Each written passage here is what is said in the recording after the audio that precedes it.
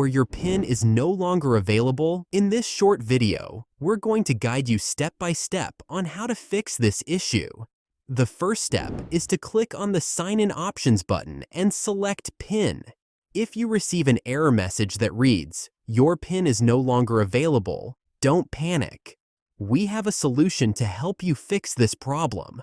The next step is to open the command prompt by typing in CMD in the search bar and selecting Run as Administrator.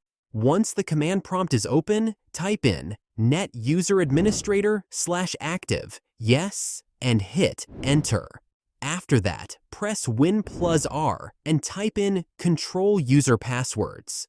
From there, select the user account associated with your PIN and click on Reset Password. You'll then be presented with a few reset password options. Select Use My Security Questions and follow the prompts to reset your password. Now that your password has been reset, go ahead and log back into your account using the new password.